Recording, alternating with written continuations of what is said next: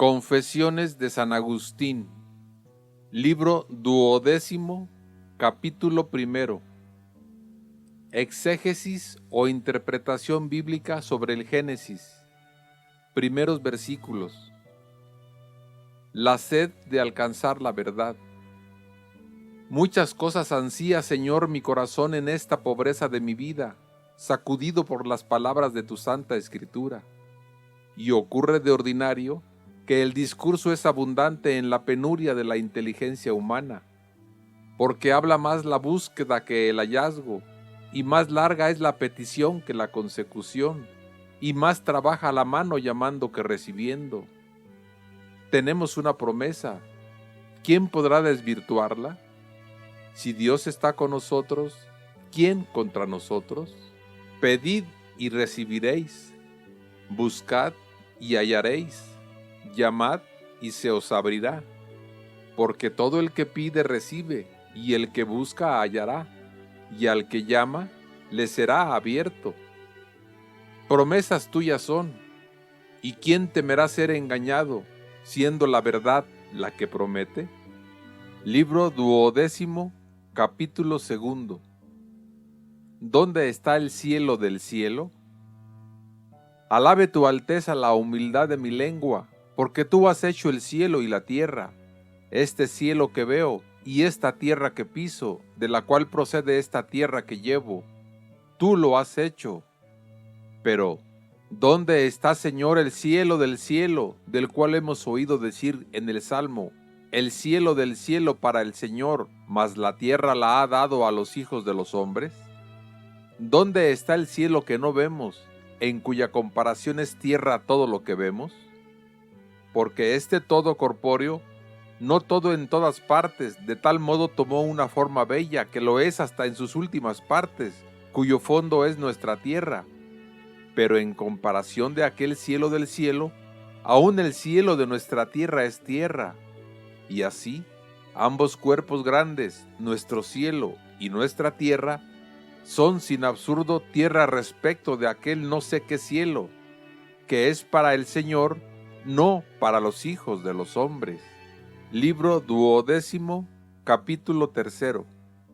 La tierra era invisible e informe, pero esta tierra era invisible y caótica, incompósita o indivisible, y no sé qué profundidad de abismo, sobre el cual no había luz, porque no tenía forma alguna, por lo que mandaste que se escribiese que las tinieblas eran sobre el abismo.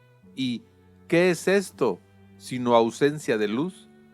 Porque si existiese la luz, ¿dónde había de estar sino encima, sobresaliendo e ilustrando? Donde pues no había luz aún, ¿qué era estar presentes las tinieblas, sino estar ausente la luz? Así pues, encima estaban las tinieblas, porque encima estaba ausente la luz, como acontece con el sonido, que cuando no existe, existe el silencio. Pues, ¿qué es haber silencio en alguna parte, sino no haber allí sonido? ¿Acaso no has enseñado tú, Señor, a esta alma que te confiesa? ¿Acaso no me has enseñado tú, Señor, que antes de que dieses forma a esta materia informe y la especificases no era nada, ni calor, ni figura, ni cuerpo, ni espíritu? Sin embargo, no era la nada absoluta, era cierta informidad, sin ninguna apariencia. Libro 12, capítulo 4. Nombre de la materia prima. Pues, ¿cómo se habría de llamar y por qué sentido de algún modo se habría de insinuar a los muy tardos de inteligencia, sino con algún vocablo usado?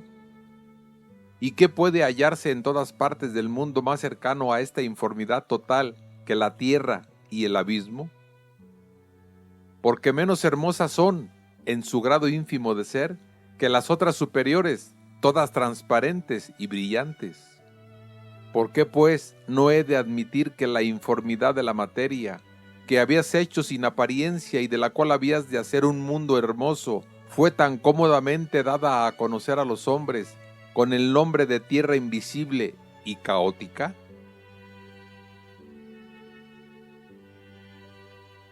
Libro 12, Capítulo 5. Tal nombre expresa nuestro conocimiento imperfecto, y así, cuando nuestro pensamiento busca en ella qué es lo que alcanza el sentido y dice para sí, no es una forma inteligible como la vida, como la justicia, porque es la materia de los cuerpos, ni tampoco una sensible, porque no hay que ver ni qué sentir en cosa invisible y caótica. Mientras el pensamiento humano se dice estas cosas, esfuércese o por conocerla ignorando, o por ignorarla conociendo. Libro 12, capítulo 6. Mil variadas formas de mi imaginación sobre la materia informe o caótica.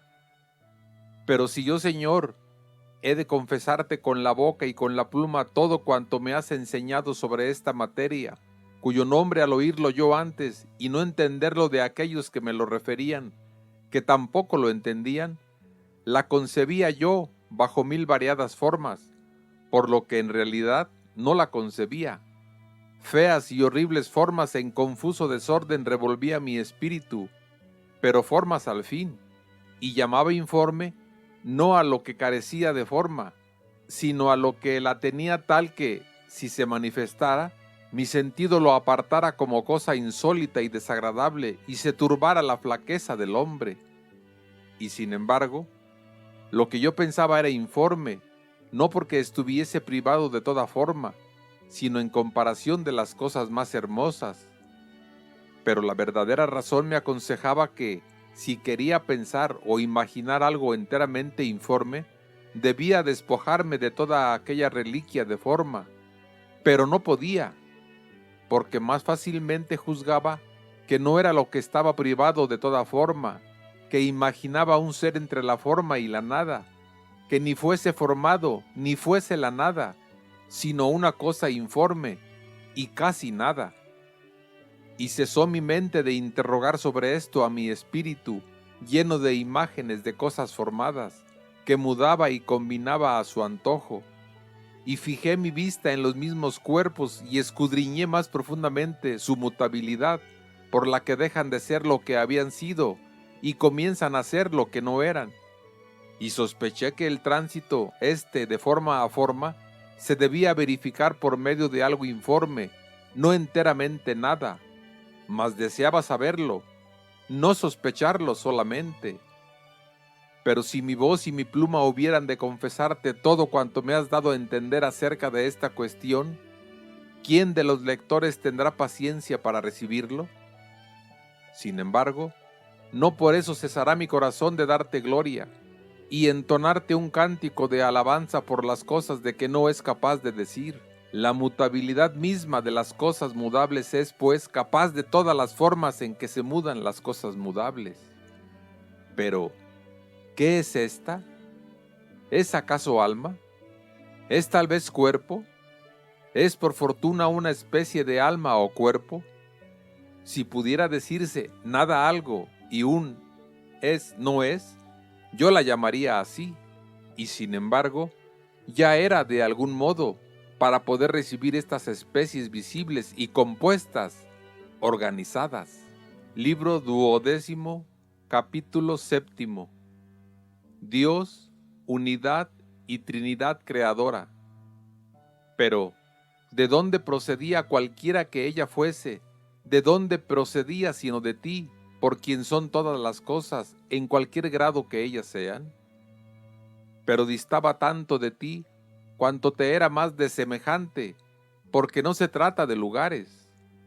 Así pues, tú, Señor, que no eres unas veces uno y otras otro, sino uno mismo y el mismo, santo, santo, santo Señor Dios omnipotente, en el principio que procede de ti, en la sabiduría nacida de tu sustancia, hiciste algo y de la nada, hiciste el cielo y la tierra, pero no de ti, pues sería igual a tu unigénito, y por consiguiente a ti, y no fuera en modo alguno justo que fuese igual a ti, no siendo de tu sustancia. Pero como fuera de ti no había nada de donde los hicieses, oh Dios, Trinidad una y unidad trina, por eso hiciste de la nada el cielo y la tierra, una cosa grande y otra pequeña, porque eres bueno y omnipotente para hacer todas las cosas buenas, el gran cielo y la pequeña tierra. Existías tú y otra cosa, la nada, de donde hiciste el cielo y la tierra, dos criaturas, la una cercana a ti, la otra cercana a la nada, la una que no tiene más superior que tú, la otra que no tiene nada inferior a ella. Libro 12, capítulo 8. La materia prima o informe, principio de todo lo visible. Pero aquel cielo del cielo te lo reservaste para ti, Señor. Pero la tierra que diste a los hijos de los hombres para que la vean y palpen, no era entonces tal cual ahora la vemos y tocamos, porque era invisible e incompuesta, y abismo sobre el que no había luz, o mejor, estaban las tinieblas sobre el abismo, esto es, más que si estuviesen en el abismo, porque este abismo de las aguas ya visibles tiene también en sus profundidades una luz de su misma especie, en algún modo sensible a los peces y animales que reptan por su fondo. Pero aquel todo era un casi nada, por ser aún totalmente informe. Sin embargo, ya tenía ser al poder recibir formas. Tú pues, Señor, hiciste el mundo de una materia informe, la cual hiciste cuasi nada de la nada, para hacer de ella las cosas grandes que admiramos los hijos de los hombres. Soberanamente admirable es, sí, este cielo corpóreo, firmamento puesto entre agua y agua, al cual dijiste en el día segundo después de la creación de la luz, hágase, y así se hizo. Al cual firmamento llamaste cielo, pero cielo de esta tierra, y mar que hiciste en el tercer día, dando con ello aspecto visible a la materia informe, que hiciste antes que todo día. Ya habías hecho también el cielo antes que todo día, mas fue el cielo de este cielo, por haber hecho ya en el principio el cielo y la tierra. En cuanto a la tierra que habías hecho, era materia informe, porque era invisible y caótica, y tiniebla sobre el abismo, de cuya tierra invisible e incompuesta, de cuya informidad, de cuya casi nada habías de hacer todas estas cosas de que consta y no consta este mundo mutable, en el cual aparece la misma mutabilidad, en la que pueden sentirse y numerarse los tiempos, porque los tiempos se forman con los cambios de las cosas, en cuanto cambian y se convierten sus formas, de las cuales es materia la susodicha tierra invisible. Libro 12, capítulo 9. El cielo del cielo, especie de criatura intelectual. De ahí que el Espíritu, maestro de tu siervo, Moisés, cuando recuerda que tú hiciste en el principio el cielo y la tierra, calla sobre los tiempos, guarda silencio sobre los días. Y es porque el cielo del cielo, que hiciste en el principio, es una criatura intelectual, que aunque no coeterna a ti, oh Trinidad, sí participa de tu eternidad, cohíbe sobremanera su mutabilidad con la dulzura de tu felicísima contemplación, y sin ningún desfallecimiento, desde que fue hecha, adhiriéndose a ti supera toda vicisitud voluble de los tiempos. Pero esta informidad, o tierra invisible y caótica, tampoco se halla numerada entre los días, porque donde no hay ninguna especie, ningún orden, ni viene va cosa alguna, y donde eso no sucede, ni existen realmente días ni vicisitud de espacios temporales. Libro 12, capítulo 10. Que hable el Señor de las Escrituras. Oh verdad, lumbre de mi corazón, no me hablen mis tinieblas. Me incliné a estas y me quedé a oscuras, pero desde ellas, sí, desde ellas te amé con pasión. Erré y me acordé de ti. Oí tu voz detrás de mí que volviese, mas apenas pude percibirla por el alboroto de los que no poseen la paz. Pero he aquí que ahora, abrazado y anhelante, vuelvo a tu fuente, nadie me lo prohíba, que beba de ella y viva de ella. No sea yo mi vida, mal viví de mí, muerte fui para mí, en ti comienzo a vivir. Háblame tú, sermonéame tú, he dado fe a tus libros, pero sus palabras son arcanos profundos. Libro 12, capítulo 11. Progreso a la escucha interior de Dios. Ya me tienes dicho, Señor, con voz fuerte en el oído interior, que tú eres eterno y solo tú posees la inmortalidad substancial, porque bajo ningún aspecto o movimiento te mudas, ni tu voluntad varía con los tiempos, porque no es una voluntad inmortal la que es ya una, ya otra. Esto me parece claro delante de ti, y te suplico que se me esclarezca más y más, y que persista sobrio en esta manifestación bajo tus alas. También me dijiste, Señor, con voz fuerte en el oído interior, que todas las naturalezas y sustancias que no son lo que tú, pero que existen, las has hecho tú, y que solo no procede de ti lo que no es, y el movimiento de la voluntad que va de ti, ser por excelencia a lo que es menos que tú, porque tal movimiento es pecado y delito, y que ningún pecado de nadie te daña ni perturba el orden de tu imperio en lo sumo ni en lo ínfimo. Esto me parece claro delante de ti, y te suplico que se me aclare más, y que yo permanezca humilde en esta manifestación bajo tus alas.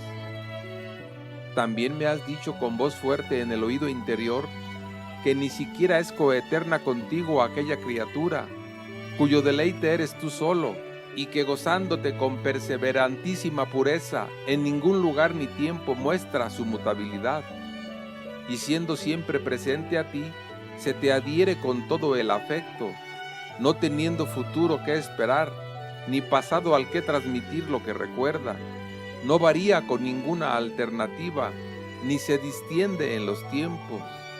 Oh feliz criatura, si ella existe en alguna parte, en adherirse a tu beatitud, feliz por ti, su eterno inhabitador e iluminador. Ni hallo cosa que con más gusto crea se deba llamar cielo del cielo para el Señor, que esta tu casa, que contempla tus delicias sin esa deficiencia que entraña andar en pos de otros objetivos. La mente pura unida con la máxima concordia por el vínculo estable de la paz de los santos espíritus, ciudadanos de tu ciudad en los cielos, por encima de estos nuestros cielos. Por aquí entienda el alma, cuya peregrinación se ha hecho larga, si tiene ya sed de ti, si sus lágrimas son ya su pan, en tanto que le dicen todos los días, ¿dónde está tu Dios? Si te pide una sola cosa, y solo esta busca, que es habitar en tu casa todos los días de su vida, y ¿cuál es su vida sino tú? ¿Y cuáles son tus días sino tu eternidad? ¿Cómo son tus años que no terminan porque eres siempre el mismo? Entienda, digo, por aquí el alma, que es capaz, cuan muy por encima de todos los tiempos eres eterno, cuando tu casa, que no ha peregrinado, ni te es coeterna, adhiriéndose a ti incesante e indefinidamente, no padece ya vicisitud alguna de los tiempos. Esto me parece claro en tu presencia, y te suplico que me lo sea más, y persista sobrio en esta manifestación bajo tus alas. He aquí, no sé qué de informe que encuentro en estas mutaciones de las cosas extremas e ínfimas. ¿Y quién podrá decirme, sino el que vaga y gira con sus fantasmas por los vacíos de su corazón?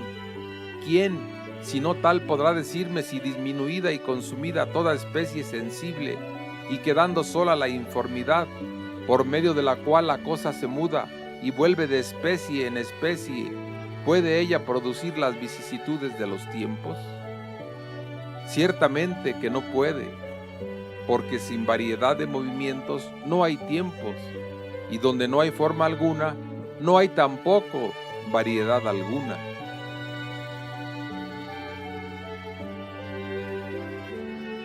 Libro 12, capítulo 12. Dos criaturas no sujetas al tiempo.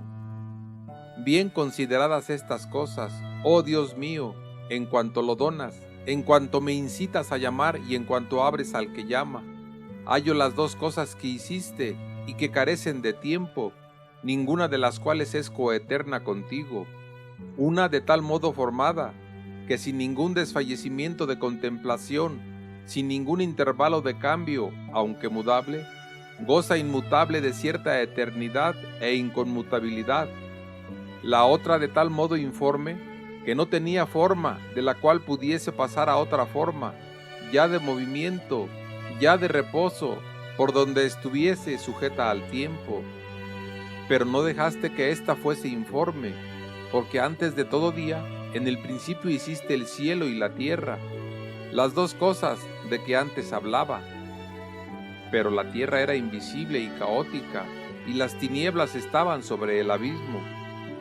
Con estas palabras se indica la caoticidad o informidad, a fin de ser gradualmente preparados aquellos que no pueden pensar o concebir una privación absoluta, de forma que no llega, sin embargo, a la nada, de donde había de salir otro cielo y tierra visible y compuesta, y el agua espaciosa, y cuanto después en la formación del mundo presente se conmemora haber sido hecho en los 6 días, porque son tales que en ellos pueden realizarse los cambios de los tiempos por las ordenadas conmutaciones de los movimientos y de las formas.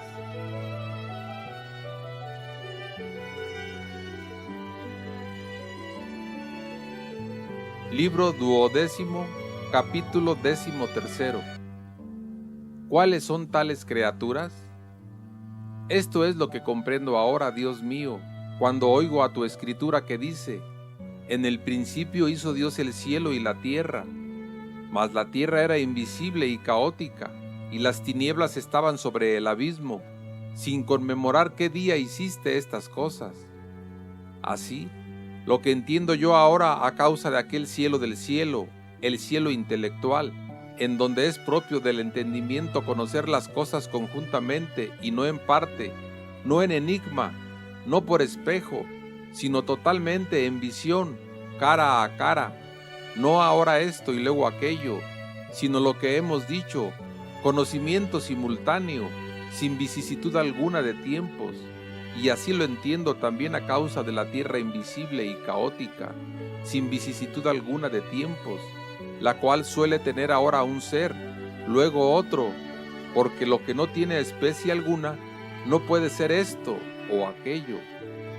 Por causa de estas dos cosas, la primera formada, la otra totalmente informe, aquella cielo, pero cielo de cielo, esta tierra, más tierra invisible y caótica. Por razón de estas dos cosas entiendo ahora que dice tu escritura sin mención de días: en el principio hizo Dios el cielo y la tierra. Por eso al punto añadió a qué tierra se refería. Y así, cuando en el día segundo se conmemora que fue hecho el firmamento llamado cielo, claramente insinúa de qué cielo habló antes, al no mentar los días. Libro 12, capítulo 14. Maravillosa profundidad de las Escrituras. Maravillosa profundidad la de tus Escrituras, cuya superficie ved que aparece ante nosotros acariciando a los pequeñitos. Pero maravillosa profundidad la suya, Dios mío, maravillosa profundidad. Horror me causa fijar la vista en ella, pero es un horror de respeto y un temor de amor. Les tengo odio vehementísimo a sus enemigos. Oh, si los mataras con la espada de 2 filos y no fueran más sus enemigos, porque de tal modo amo que sean muertos para sí, que solo vivan para ti. Pero he aquí otros, no reprensores, sino alabadores del libro del Génesis, que dicen: ¿no es esto lo que quiso que se entendiera en estas palabras el Espíritu de Dios, que es quien escribió estas cosas por medio de Moisés su siervo? No quiso que se entendiera eso que tú dices, sino otra cosa, lo que decimos nosotros, a los cuales respondo de esta manera, tomándote a ti por árbitro, oh Dios de todos nosotros. Libro 12, capítulo 15. Creador y criatura. ¿Acaso diréis que son falsas las cosas que me dice en el oído interior con voz fuerte la verdad acerca de la verdadera eternidad del Creador? Que su sustancia no varía de ningún modo con los tiempos, ni que su voluntad es extraña a su sustancia, razón por la cual no quiere ahora esto y luego aquello, sino que todas las cosas que quiere las quiere de una vez y a un tiempo y siempre, no una vez y otra vez, ni ahora estas y luego aquellas, ni quiere después lo que no quería antes, ni quiere ahora lo que antes quiso, porque semejante voluntad sería mudable, y todo lo que es mudable no es eterno, y nuestro Dios es eterno. Asimismo, me diréis que es falso lo que me dice la verdad en el oído interior, que la expectación de las cosas por venir se convierte en visión cuando llegan, así como la visión se transforma en memoria cuando han pasado. Porque toda intención que así varía es mudable, y todo lo que se muda no es eterno, y nuestro Dios es eterno. Yo agrupo estas verdades y las junto, y encuentro que mi Dios, Dios eterno, no creó con nueva voluntad al mundo, ni su ciencia puede padecer nada transitorio. ¿Qué decís ahora, oh contradictores? ¿Son acaso falsas estas cosas? No, dicen, pues, ¿cuál lo es? ¿Es tal vez falso que toda naturaleza formada o materia formable procede de aquel que es sumamente bueno, por ser sumamente? Tampoco negamos esto, dicen. Pues entonces, ¿qué? ¿Negáis tal vez que exista una criatura tan sublime que se adhiera a Dios verdadero y de verdad eterno con tan casto amor que, aunque no le sea coeterna, jamás se separe de él, ni se deje arrastrar por ninguna variedad ni vicisitud temporal, sino que descanse en la verdaderísima contemplación de solo él, porque tú, oh Dios, muestras a quien te ama cuanto mandas, y le bastas, y por eso no se desvía de ti ni aun para mirarse así? Esta es la casa de Dios, no terrena ni corpórea, con mole celeste alguna, sino espiritual y participante de tu eternidad, porque no sufre detrimento eternamente, porque tú la estableciste en los siglos de los siglos, le pusiste un precepto y no lo traspasará. Sin embargo, no te es coeterna, por no carecer de principio al haber sido creada. Ciertamente que aunque no hayamos tiempo antes de ella, puesto que la sabiduría fue creada la primera de todas las cosas, no digo aquella sabiduría que es, oh Dios nuestro, totalmente coeterna y par igual a ti, su Padre, y por quien fueron hechas todas las cosas, y en cuyo principio hiciste el cielo y la tierra, sino aquella otra sabiduría creada, esto es, aquella naturaleza intelectual, que es luz por la contemplación de la luz, porque también, aunque creada, es llamada sabiduría. Mas, cuanto es diferente la luz que ilumina de la que es reflejada, tanto difiere la sabiduría que crea de la que es creada, como difiere la justicia justificante de la justicia obrada en nosotros por la justificación, porque también somos llamados justicia tuya, conforme dice uno de tus siervos, a fin de que seamos justicia de Dios en él, razón por la cual existe una sabiduría creada antes que todas las cosas, la cual, aunque creada, es la mente racional e intelectual de tu casta ciudad, nuestra madre, que está allá arriba y es libre y eterna en los cielos. ¿Y en qué cielos? Sino en los cielos de los cielos que te alaban, porque también este es el cielo del cielo para el Señor. Aunque no hayamos tiempo, digo, antes de ella, por anteceder a la creación del tiempo, ya que es la primera creada de todas las cosas. Existe, sin embargo, antes de ella la eternidad del mismo Creador, creada por el cual tomó principio, y aunque no de tiempo, porque todavía no existía el tiempo, sí al menos de su propia creación. Pero de tal modo tiene el ser de ti, oh Dios nuestro, que es totalmente cosa distinta de ti, y no lo mismo que tú.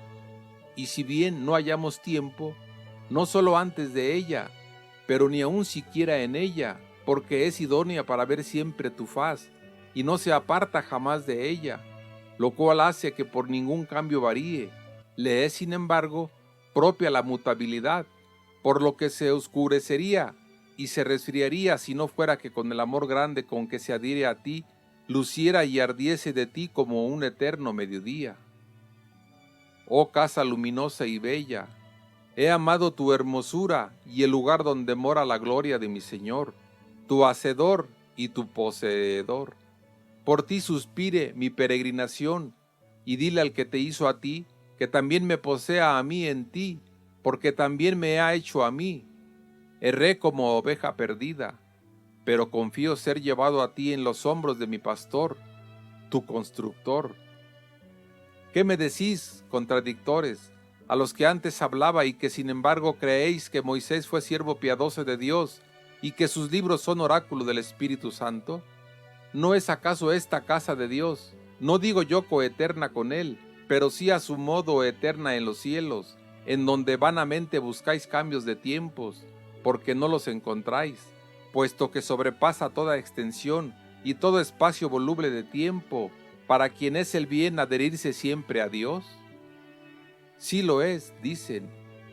Pues, ¿cuál de las cosas que mi corazón gritó al Señor cuando oía interiormente la voz de su alabanza? ¿Cuál de ellas, decidme de una vez, pretendéis que es falsa? ¿Acaso porque dije que existía una materia informe, en la que por no haber forma alguna no había ningún orden?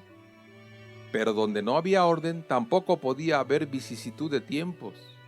Con todo, cuasi nada, en cuanto no era totalmente nada, ciertamente procedía de aquel de quien procede cuanto existe y que de algún modo es algo.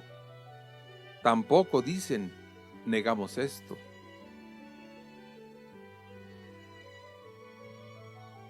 Libro 12, capítulo 16. Interlocutores virtuales. Pues con estos quiero hablar ahora en tu presencia, Dios mío, los cuales conceden ser verdaderas todas estas cosas que no cesa de decirme interiormente en el alma tu verdad. Porque los que las niegan, ladren cuanto quieran y atruénense a sí mismos, que yo me esforzaré por persuadirles que se calmen y ofrezcan paso hacia sí a tu palabra. Pero si no quisieren y me rechazaren, te suplico, Dios mío, que no calles tú para mí. Háblame tú verazmente en mi interior, porque solo tú eres el que así habla, y concédeme que les deje fuera soplando en el polvo y levantando tierra contra sus ojos, en tanto que yo entro en mi estancia secreta y te canto un cántico de enamorado, gimiendo con gemidos inenarrables en mi peregrinación, acordándome de Jerusalén, alargando hacia ella, que está arriba, mi corazón, de Jerusalén la patria mía, de Jerusalén mi madre, y de ti su rey sobre ella, su iluminador, su padre, su tutor, su marido, sus castas y grandes delicias, su sólida alegría, y todos los bienes inefables a un tiempo todos, porque tú eres el único, el sumo y verdadero bien. Que no me aparte más de ti, hasta que recogiéndome cuanto soy de esta dispersión y deformidad, me conformes y confirmes eternamente, oh Dios mío, misericordia mía, en su paz de madre carísima, donde están las primicias de mi espíritu y de donde me viene la certeza de estas cosas. Pero con aquellos que no dicen que sean falsas todas las cosas que hemos dicho ser verdaderas, y que honran y colocan como nosotros en la cumbre de la autoridad que ha de seguirse a aquella tu santa escritura, promulgada por el santo Moisés, y que sin embargo en algo nos contradicen, así es como les hablo. Tú, oh Dios nuestro, serás juez entre mis confesiones y sus contradicciones. Libro 12, capítulo 17. Diversas significaciones genesiacas del cielo y la tierra. Porque dicen, aunque sean verdaderas estas cosas, no fijaba sin embargo Moisés la mirada en estas dos cosas, cuando por revelación del Espíritu decía, En el principio hizo Dios el cielo y la tierra, ni con el nombre de cielo significó aquella espiritual o intelectual criatura que contempla sin cesar la faz de Dios, ni con el nombre de tierra la materia informe. ¿Qué significó, pues? Lo que nosotros decimos, responden, es lo que aquel varón sintió y lo que en aquellas palabras se expresó. ¿Y qué es ello? Con el nombre de cielo y tierra, dicen, quiso primero significar todo este mundo visible universal, compendiosamente, para ir después exponiendo por el orden de los días, como articuladamente, todas y cada una de las cosas que plugó o plació al Espíritu Santo enunciar de este modo, porque tales hombres eran los que constituían aquel pueblo rudo y carnal a quien hablaba, que no juzgó oportuno encomendarles otras obras de Dios que las solas visibles. Convienen, pues, en que no es incongruente afirmar que por tierra invisible e incompuesta y abismo tenebroso se ha de entender la materia informe, de donde a continuación se dice haber sido hechas en aquellos días y dispuestas todas estas cosas visibles, conocidas de todos. ¿Y qué si otro dijere que esta misma informidad y confusión de la materia es insinuada primeramente con el nombre de cielo y tierra, por haber sido formado y perfeccionado de ella este mundo visible, con todas las naturalezas que en él aparecen clarísimamente y que frecuentemente suele ser denominado cielo y tierra? ¿Y qué si otro dijere que la naturaleza invisible y visible es llamada no impropiamente cielo y tierra, y por tanto que toda la creación que Dios hizo en la sabiduría, esto es, en el principio, está de este modo comprendida en estas dos palabras, pero que por no ser de la misma sustancia de Dios, sino hechas todas de la nada, porque no son lo que Dios, les es propia a todas ellas cierta mutabilidad, ya sean permanentes, como la casa eterna de Dios, ya mudables, como el alma y el cuerpo del hombre, y que esta materia común a todas las cosas visibles e invisibles, materia todavía informe, mas ciertamente susceptible de forma, de donde había de salir el cielo y la tierra, es decir, la creación visible e invisible, una y otra ya formadas, designada con estos nombres, es llamada tierra invisible y caótica y tiniebla sobre el abismo, con esta distinción, que por tierra invisible y caótica se entienda la materia corporal antes de toda cualidad de forma, y por tiniebla sobre el abismo, la materia espiritual antes de la cohibición de su, digamos, inmoderada fluidez y de la iluminación de la sabiduría.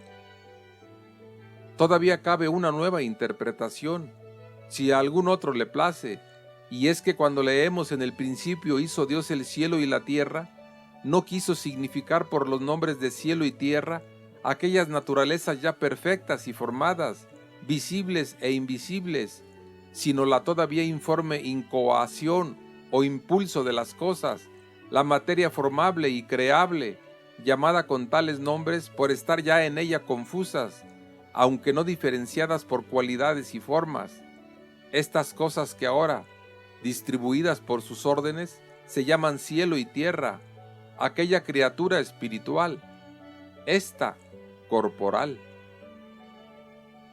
Libro 12, capítulo 18. Acuerdo sobre palabras polisémicas o de muchos significados. Oídas y consideradas todas estas cosas, no quiero discutir por cuestión de palabras, que no es útil para nada, sino para confusión de los oyentes, mas para edificación. Buena es la ley, si alguno usare bien de ella, pues su fin es la caridad, que nace del corazón puro, de la buena conciencia y de la fe no fingida. Y sé bien en qué dos preceptos suspendió nuestro Maestro toda la ley y los profetas. Pero, pudiéndose entender diversas cosas en estas palabras, las cuales son sin embargo verdaderas, ¿qué inconveniente puede haber para mí, que te las confieso ardientemente, oh Dios mío, luz de mis ojos en lo interior? ¿Qué daño, digo, me puede venir de que entienda yo cosa distinta de lo que otro cree que intentó el sagrado escritor? Todos los que leemos sin duda nos esforzamos por averiguar y comprender lo que quiso decir el autor que leemos, y cuando le creemos veraz, no nos atrevemos a afirmar que haya dicho nada de lo que entendemos o creemos que es falso. De igual modo, cuando alguno se esfuerza por entender en las Santas Escrituras aquello que intentó decir en ellas el escritor, ¿qué mal hay en que yo entienda lo que tú, luz de todas las mentes verídicas, muestra ser verdadero, aunque no haya intentado esto el autor a quien lee, si ello es verdad, aunque realmente no lo intentara?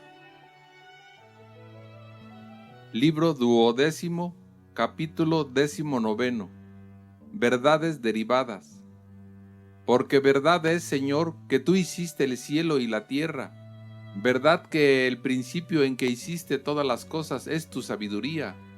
Verdad asimismo que este mundo visible tiene dos grandes partes, el cielo y la tierra, breve compendio de todas las naturalezas hechas y creadas. Y verdad, igualmente, que todo lo mudable sugiere a nuestro pensamiento la idea de cierta informidad, susceptible de forma y de cambios y mutaciones de una en otra. Verdad que no padece acción de los tiempos, lo que de tal modo está unido a la forma inconmutable, que, aun siendo mudable, no se muda. Verdad que la informidad, que es casi nada, no puede recibir las variaciones de los tiempos. Verdad que aquello de que se hace una cosa puede, en cierto modo de hablar, llevar el nombre de la cosa que se forma de ella, por donde pudo ser llamado cielo y tierra cualquier informidad, de donde fue hecho el cielo y la tierra. Verdad que, de todas las cosas formadas, nada hay tan próximo a lo informe como la tierra y el abismo. Verdad que no solo lo creado y formado, sino también todo lo creable y formable, es obra tuya, de quien proceden todas las cosas. Verdad, finalmente, que todo lo que es formado de lo informe, es primeramente informe, y luego formado. Libro 12, capítulo 20. Sentido polisémico de En el principio hizo Dios el cielo y la tierra. De todas estas verdades, de las que no dudan aquellos a quienes has dado ver con el ojo interior del alma tales cosas, y que creen firmemente que Moisés, tu siervo, habló con espíritu de verdad, de todas estas verdades digo, una verdad, interpretación, toma para sí el que dice, en el principio hizo Dios el cielo y la tierra, esto es, en su verbo, coeterno con él. Hizo Dios las criaturas inteligibles y sensibles, o las espirituales y las corporales. Otra el que dice, en el principio hizo Dios el cielo y la tierra, esto es, en su verbo, coeterno consigo. Hizo Dios toda la materia de este mundo corpóreo, con todas las naturalezas manifiestas y conocidas que contiene. Otra el que dice, en el principio hizo Dios el cielo y la tierra, esto es, en su verbo coeterno consigo. Hizo Dios la materia informe de las criaturas espirituales y corporales. Otra el que dice, en el principio hizo Dios el cielo y la tierra, esto es, en su verbo, coeterno consigo, hizo Dios la materia informe de la creación corporal, en donde estaban confusos el cielo y la tierra, que ahora, ya distintos y formados, percibimos en la mole de este mundo. Otra el que dice, en el principio hizo Dios el cielo y la tierra, esto es, en el principio mismo del hacer y del obrar hizo Dios la materia informe que contenía confusamente el cielo y la tierra, de donde salieron formados, como ahora están y aparecen, con todas las cosas que hay en ellos. Libro 12, capítulo 21. Sentido polisémico de la tierra era invisible y caótica. Igualmente, por lo que mira a la intelección de las palabras que se siguen de todas aquellas verdades. Una verdad, interpretación, toma para sí el que dice: la tierra era invisible y caótica, incompósita, y las tinieblas estaban sobre el abismo, esto es, que aquello corpóreo que hizo Dios era la materia informe de las cosas corpóreas, sin orden y sin luz. Otra, el que dice: la tierra era invisible y caótica, y las tinieblas estaban sobre el abismo, esto es, este todo llamado cielo y tierra era todavía materia informe y tenebrosa, de la cual se habían de hacer el cielo corpóreo y la tierra corpórea, con todas las cosas que hay en ellos sensibles a los sentidos. Otra, el que dice: la tierra era invisible y caótica, y las tinieblas estaban sobre el abismo.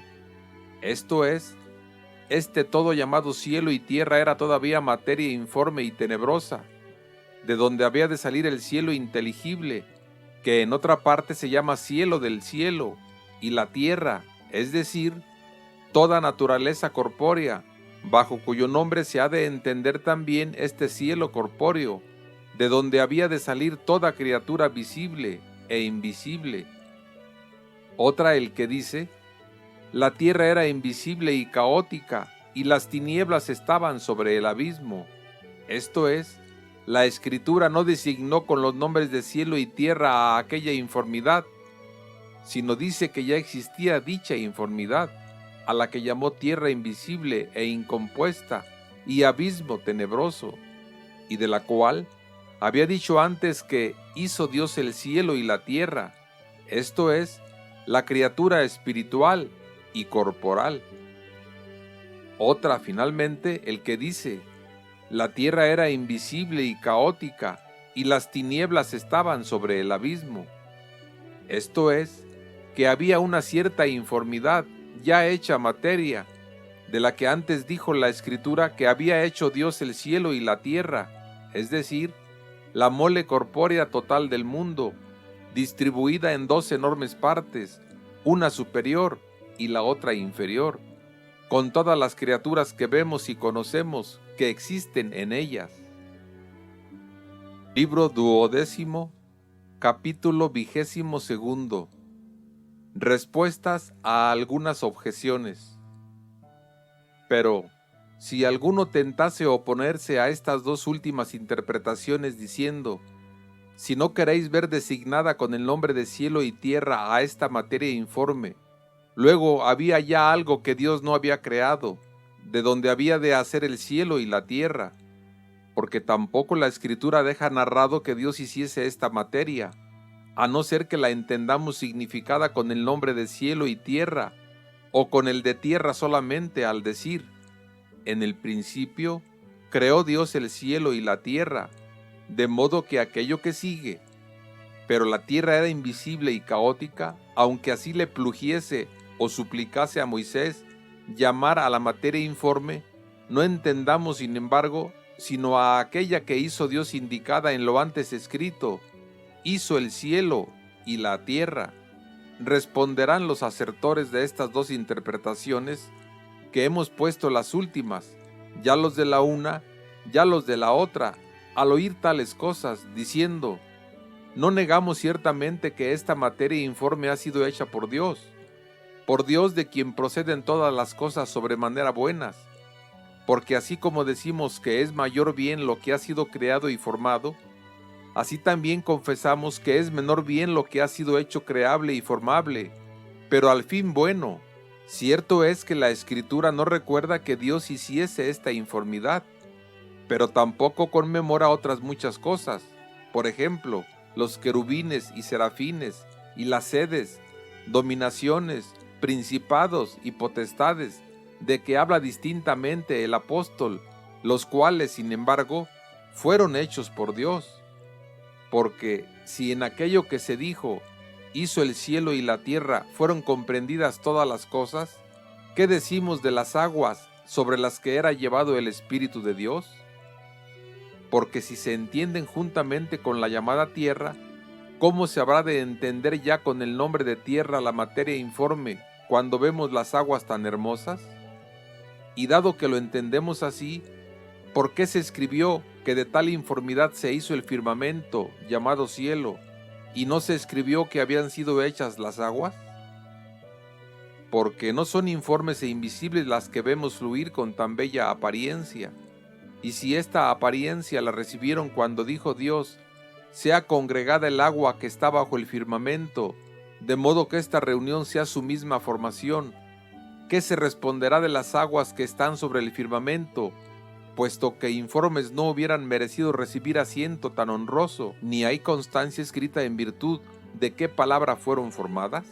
De aquí es que si el Génesis calla haber hecho Dios alguna cosa que sin embargo ni la fe sana ni la razón clara dudan haberla hecho Dios, ni por lo mismo ninguna prudente doctrina se puede atrever a decir que estas aguas son coeternas a Dios por el hecho de oírlas mencionar en el libro del Génesis, en el que sin embargo no hallamos cuándo fueron hechas.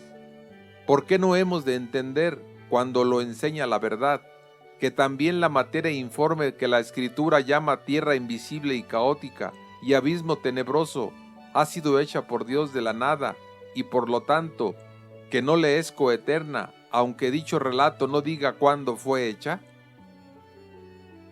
Libro 12, capítulo 23. Dos géneros de divergencias. Oídas pues estas cosas y consideradas según la capacidad de mi flaqueza, la cual te confieso, oh Dios mío, que la conoces, veo que pueden originarse dos géneros de cuestiones cuando por medio de signos se relata algo por nuncios veraces.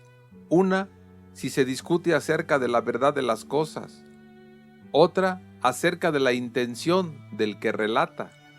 Del mismo modo, una cosa es lo que inquirimos sobre la creación de las cosas, que sea verdad, y otra, qué fue lo que Moisés, ilustre servidor de tu fe, quiso que entendiera en tales palabras el lector y oyente. En cuanto al primer género de disputa, apártense de mí todos los que creen saber las cosas que son falsas. Respecto del segundo, apártense de mí todos los que creen que Moisés dijo cosas falsas. Júnteme, Señor, en ti con aquellos y goce en ti con ellos que son apacentados por tu verdad en la latitud de la caridad, y juntos nos acerquemos a las palabras de tu libro y busquemos en ellas tu intención a través de la intención de tu agiógrafo o biógrafo, por cuya pluma nos dispensaste estas cosas. Libro 12, capítulo 24. Dificultad de acertar cuál es el sentido verdadero del agiógrafo o biógrafo. Pero entre tantas cosas verdaderas como se ofrecen a los investigadores en aquellas palabras entendidas de diversas maneras, ¿quién de nosotros averiguó dicha intención, de modo que pueda decir con la misma certeza que esto fue lo que intentó Moisés, y que esto fue lo que quiso que se entendiera en aquella narración, que afirma ser esto que dice verdadero? Ya quisiera decir aquel esto, ya otra cosa. He aquí, Dios mío, que yo, tu siervo, te quise ofrecer un sacrificio de alabanza en estas letras. Yo te suplico por tu misericordia que te cumpla mi promesa. Ved que digo con toda confianza que hiciste todas las cosas, visibles e invisibles, en tu verbo inconmutable, pero digo tan confiadamente que no intentó Moisés otra cosa que esta cuando escribía: en el principio hizo Dios el cielo y la tierra, puesto que no veo en su mente, como veo en tu verdad ser esto cierto, que pensase aquel en esto al escribir tales cosas. Porque pudo pensar, al decir en el principio, en el comienzo mismo del obrar, pudo también querer que se entendiese en este lugar por cielo y tierra no alguna naturaleza ya formada y acabada, bien espiritual, bien corporal, sino una y otra comenzadas, pero todavía informes. Veo que pudo decir con verdad cualquiera de estas dos cosas. Mas ¿cuál de ellas tenía en la mente al decir estas palabras? No lo veo ya tan claro, aunque no dudo que aquel gran varón veía en su mente, cuando decía estas palabras, que percibía la verdad, y que la expresaba aptamente, sea ésta alguno de los sentidos expuestos, o sea otra cosa distinta. Libro 12, capítulo 25. Nadie monopolice el pensamiento del agiógrafo o biógrafo. Nadie ya me sea molesto, diciéndome, no intentó Moisés esto que tú dices, sino esto otro que yo digo. Porque si me dijese, ¿de dónde sabes tú que Moisés intentó decir esto que tú afirmas de sus palabras? Debería sobrellevarlo con buen ánimo y responderle tal vez lo que respondí más arriba, o un poco más largamente, si fuese duro de convencer. Pero cuando me dice, no sintió aquel lo que tú dices, sino lo que yo digo, y por otra parte, no niega que sea verdad lo que el uno y el otro decimos. Oh vida de los pobres, Dios mío, en cuyo seno no hay contradicción, derrama sobre mi corazón una lluvia de calmantes a fin de que pueda tolerar a tales individuos, quienes no dicen esto porque sean adivinos y hayan visto en el corazón de tu siervo lo que dicen, sino porque son soberbios. Ni es que conozcan el pensamiento de Moisés, sino que aman el suyo, no porque sea verdadero, sino porque es suyo. De otro modo, amarían igualmente lo que es verdadero, como amo yo lo que dicen, cuando dicen verdad, no porque sea de ellos, sino porque es verdadero, y por tanto, no ya de ellos, puesto que es verdad. Pero, si aman lo que dicen porque es verdadero, ciertamente es de ellos, aunque también mío, porque pertenece al común de todos los amantes de la verdad. Pero que ellos sostengan que Moisés no sintió lo que yo digo, sino lo que ellos dicen, no lo quiero ni lo amo, porque aunque así fuera, semejante temeridad no es hija de la ciencia, sino de la audacia, ni lo es de visión, sino de soberbia. Por eso, Señor, son terribles tus juicios, porque tu verdad no es mía ni de aquel o del de más allá, sino de todos nosotros, a cuya comunicación nos llama públicamente, advirtiéndonos terriblemente que no queramos poseerla privada, para no vernos de ella privados. Porque cualquiera que reclame para sí propio lo que tú propones para disfrute de todos, y quiera hacer suyo lo que es de todos, será repelido del bien común hacia lo que es suyo, esto es, de la verdad a la mentira. Porque el que habla mentira, de lo que es suyo habla. Atiende, oh juez óptimo, Dios, la verdad misma. Presta atención a lo que voy a decir a este contradictor. Atiende, sí, porque hablo delante de ti y de mis hermanos, que legítimamente usan de la ley, cuyo fin es la caridad. Atiende y ve lo que digo, si es de tu agrado. Porque a este tal le respondo yo de este modo fraternal y pacífico. Si los dos vemos que es verdad lo que tú dices, y asimismo vemos los dos que es verdad lo que yo digo, ¿en dónde, pregunto, lo vemos? No ciertamente tú en mí, ni yo en ti, sino ambos en la misma inmutable verdad que está sobre nuestras mentes.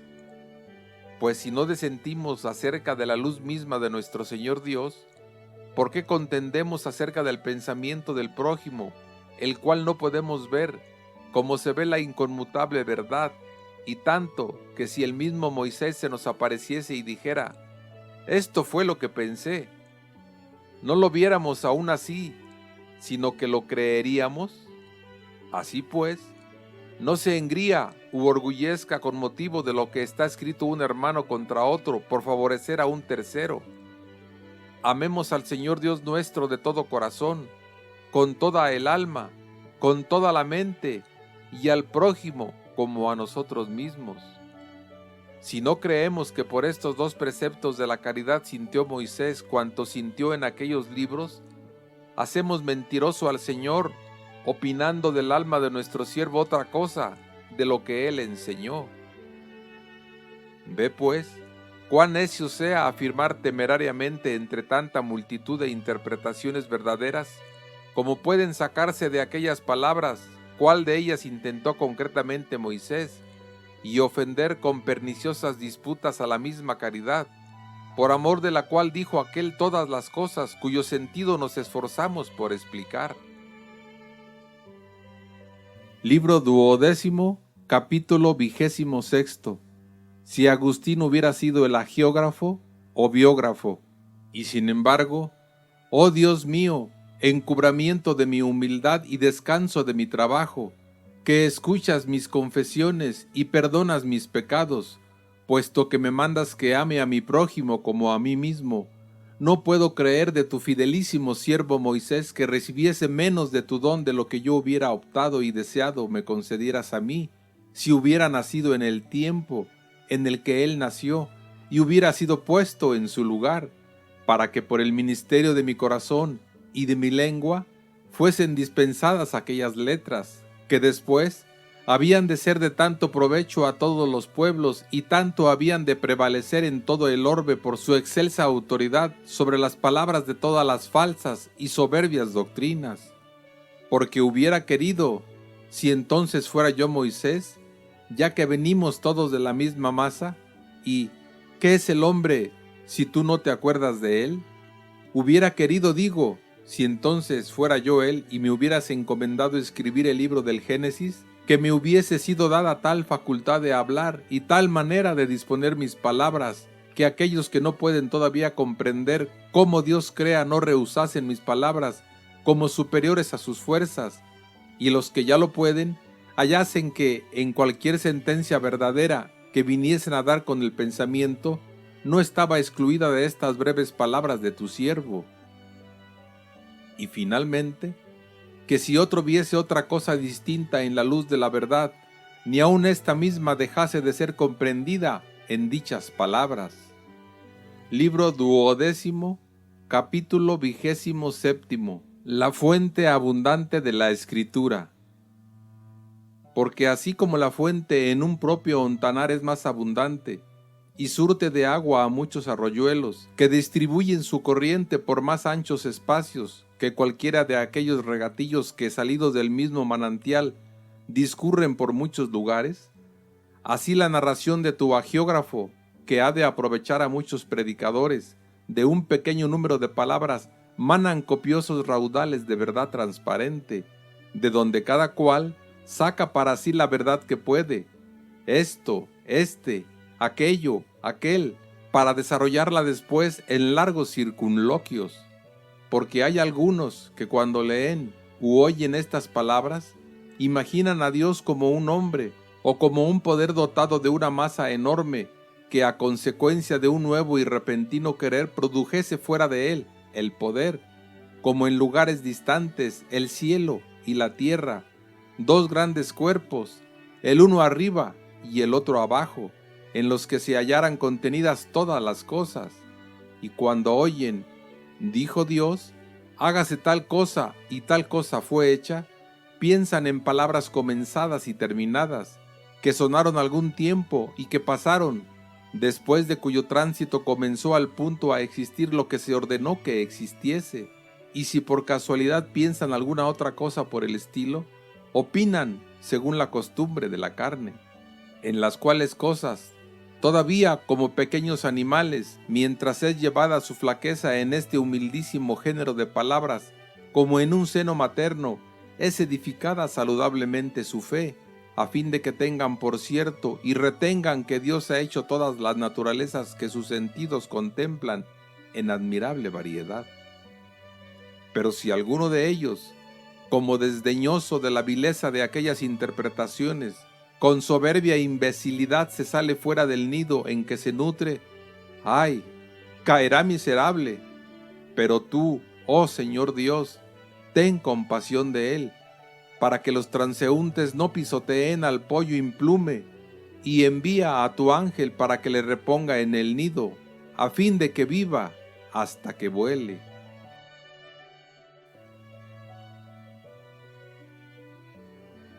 Libro 12, capítulo 28.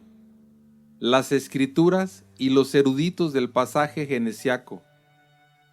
Pero hay otros para quienes estas palabras no son ya nido, sino cerrado plantel, en las que ven frutos ocultos, y vuelan gozosos, y gorjean buscándolos, y los arrancan, porque cuando leen u oyen estas palabras, ven, oh Dios eterno, que todos los tiempos pasados y futuros son superados por tu permanencia estable, que no hay nada en la creación temporal que tú no hayas hecho, y que, sin cambiar en lo más mínimo, ni hacer en ti una voluntad que antes no existiera, por ser tu voluntad una cosa contigo, hiciste todas las cosas, no semejanza tuya sustancial, forma de todas las cosas, sino una de semejanza sacada de la nada, informe, la cual habría de ser luego formada por tu semejanza, retornando a ti, uno, en la medida ordenada de su capacidad, cuanto a cada una de las cosas se le ha dado dentro de su género. Y así, fueron hechas todas muy buenas, ya permanezcan junto a ti, ya separadas por grados cada vez más distantes de lugar y tiempo, formen o padezcan hermosas variaciones. Ven estas cosas y se gozan en la luz de tu verdad, en lo poco que pueden. Pero de ellos, uno se fija en lo que está escrito. En el principio hizo Dios, y vuelve sus ojos a la sabiduría, principio, porque también ella nos habla. Otro se fija en dichas palabras, y entiende por principio el comienzo de todas las cosas creadas, interpretándolas de este modo.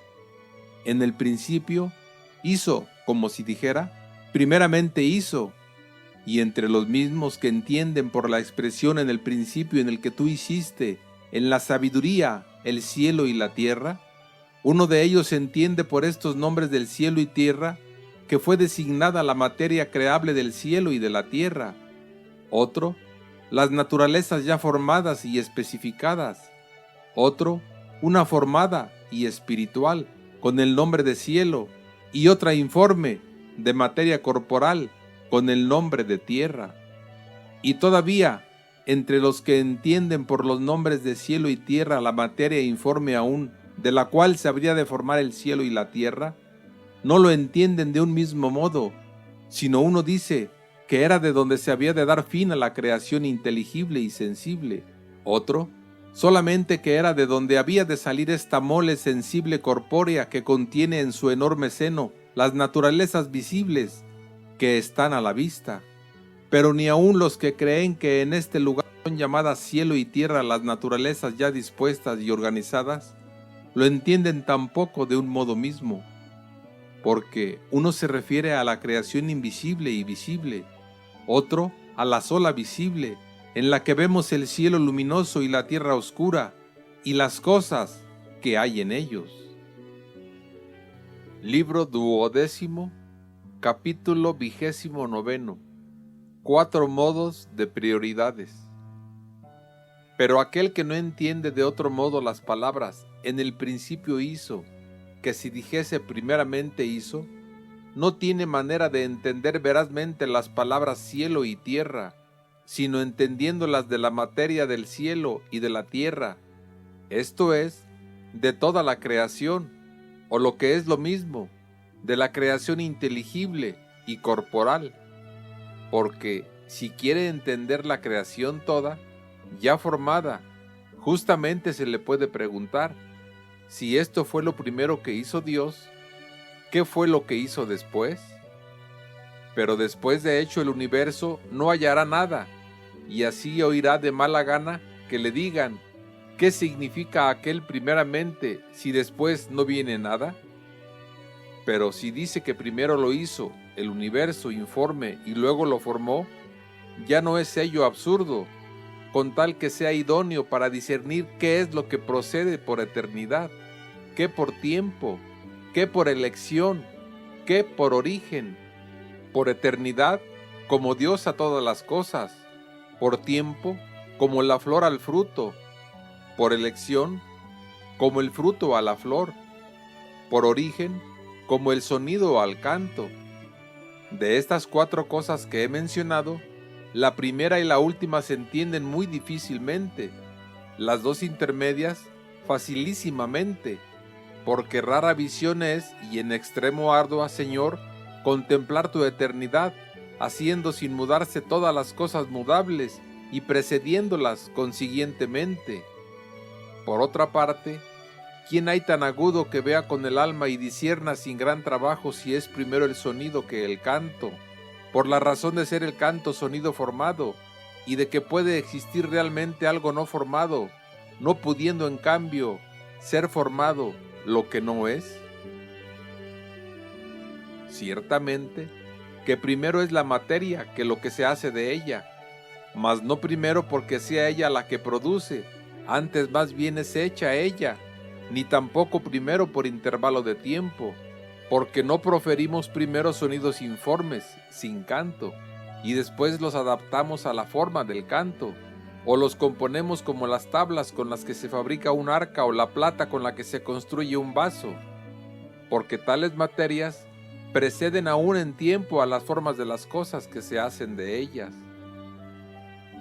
Pero en el canto no sucede así, porque cuando se canta se oye el sonido del canto, pero no suena primeramente informe y después formado en canto, porque lo que de algún modo suena primero pasa y no queda de él nada que, tomado de nuevo, puedas reducirlo a arte, y por eso el canto se resuelve en su sonido, el cual sonido constituye su materia y debe ser formado para que haya canto.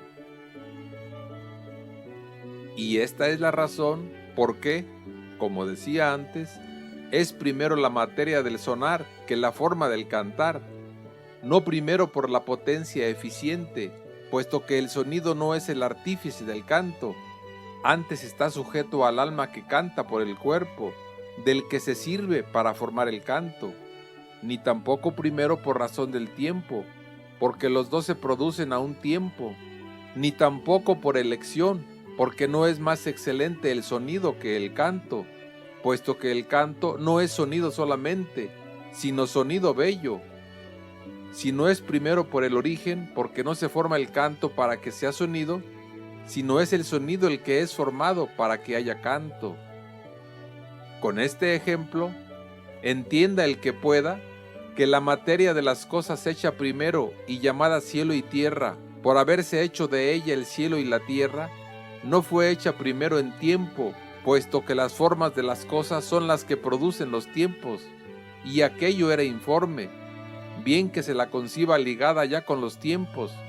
Sin embargo, nada puede decirse de ella, sino que es en cierto modo primera en tiempo, aunque sea la última en valor, porque mejores son sin duda las cosas formadas que las informes, y esté precedida de la eternidad del Creador, a fin de que hubiese algo de la nada, de donde poder hacer algo.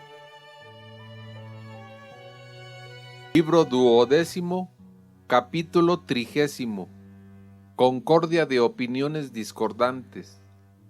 En esta diversidad de opiniones verídicas, haga nacer la misma verdad la concordia, y se compadezca nuestro Dios de nosotros, para que usemos legítimamente de la ley según el precepto de la misma, cuyo fin es la caridad pura.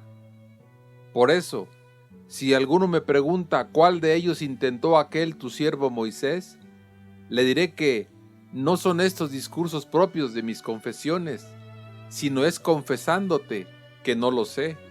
Sin embargo, sé que son verdaderas todas aquellas exégesis, a excepción de las carnales, sobre las que ya he dicho cuanto me ha parecido.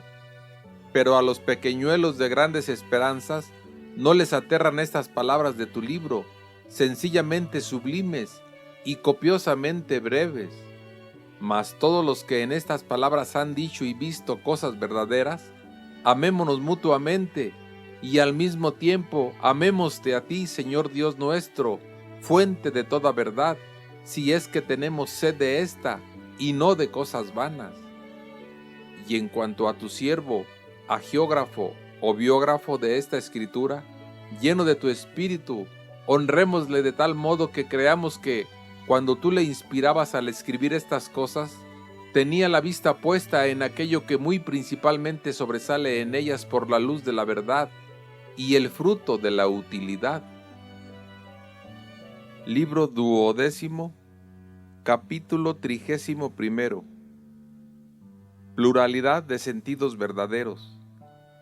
Así, cuando oigo decir a uno, Moisés intentó lo que yo digo, y a otro, nada de esto, sino lo que yo digo, creo más religioso decir, ¿por qué no más bien las dos cosas, si las dos cosas son verdaderas, y aún una tercera, y una cuarta, y otra cualquiera verdadera que uno crea ver en estas palabras? ¿Por qué no se ha de creer que vio todas aquellas interpretaciones, aquel por quien Dios, uno, sazonó las sagradas letras acomodándolas a las interpretaciones de muchos que en aquellas habían de ver cosas verdaderas y distintas?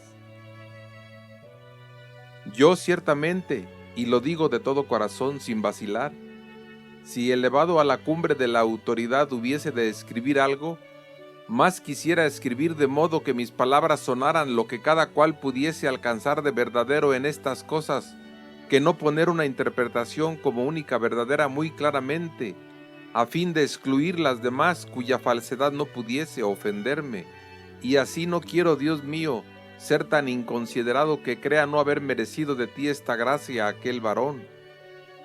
Percibió pues absolutamente en estas palabras y tuvo en la mente, cuando las escribía, cuanto de verdadero hemos podido hallar en ellas y cuanto no pudimos o todavía no hemos podido, y sin embargo se puede encontrar en las mismas. Libro 12, capítulo 32. El verdadero sentido de las Escrituras. Finalmente, Señor, tú que eres Dios y no carne y sangre, aun dado que aquel hombre no viese todos aquellos sentidos, ¿acaso se pudo ocultar a tu Espíritu bueno, que me debe conducir a la tierra llana, cuando tú mismo habías de revelar a los lectores venideros en estas palabras, aunque aquel por cuyo medio han sido dictadas estas cosas no tuviese en la mente tal vez más que un sentido de entre tantos verdaderos? Pues si ello es así, tengamos la que él pensó por más excelsa que las demás. Mas tú, Señor, o muéstranos esta u otra verdadera que te plazca, a fin de que bien nos muestres lo que aquel hombre pensó, o bien otra cosa con ocasión de las mismas palabras. Seas tú quien nos apacientes, no nos engañe el error. He aquí, Señor Dios mío, cuántas cosas, sí, cuántas cosas hemos escrito sobre tan pocas palabras. Con este procedimiento, ¿qué fuerzas, qué tiempo no nos serían necesarios para exponer todos tus libros? Permíteme, pues, que te confiese en ellos más sucintamente y que elija algo que tú me inspirares o inspires verdadero, cierto y bueno, aunque me salgan al paso muchas cosas allí donde pueden ofrecerse muchas, y esto con tal fidelidad de mi confesión, que si atinare con lo que pensó tu ministro, agiógrafo o biógrafo, sean bien y perfectamente, porque esto es lo que debo intentar. Pero si no lograse alcanzarlo, diga sin embargo lo que tu verdad quisiere decirme por medio de sus palabras, que también ella dijo a Moisés lo que le plugó o rogó.